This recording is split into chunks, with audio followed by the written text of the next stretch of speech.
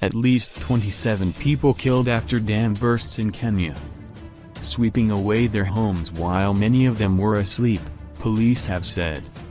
After a severe drought, weeks of torrential rains in Kenya have led to flooding and mudslides that have left 159 dead.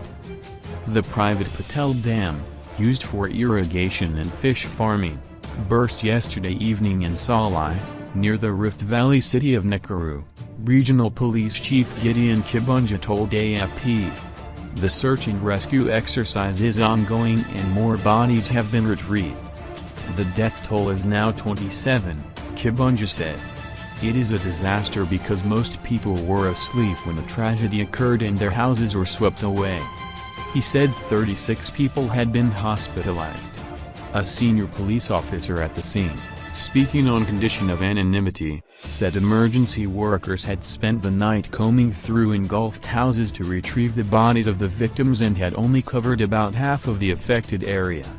We found 11 of the bodies covered with mud at a coffee plantation, and these are people who may have been escaping but could not make it due to the force and speed of the water from the flooded dam, he said.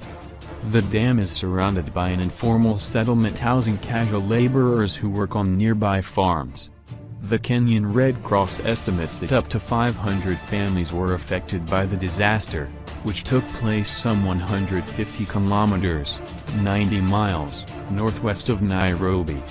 We have set up a center near the scene for families to report missing members to enable us to reunite them, said Nakuru Governor Kibunjah. Several villages were affected around Nakuru, Kenya's fourth largest city, as well as 2 schools. Deadly rainy season. Weeks of torrential rains in Kenya have led to flooding and mudslides countrywide. Government statistics released yesterday showed that more than 220,000 people have been displaced by flooding as heavy rains hit the country after 3 consecutive failed rainy seasons had left it in drought. Since March, at least 21,000 acres, 8,500 hectares, of farmland have been submerged in water with an estimated 20,000 animals killed, the Red Cross said last week.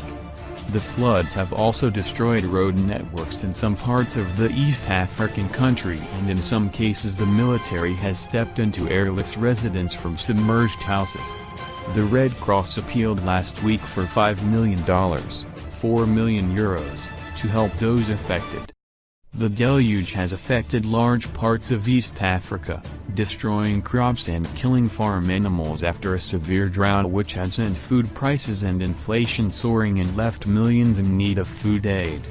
In Rwanda, 215 people have died because of floods and landslides since January, according to Philippe Habinshuti of the Disaster Management Ministry. In Somalia, flooding has displaced tens of thousands, while torrential rains have also caused havoc in Tanzania and Uganda.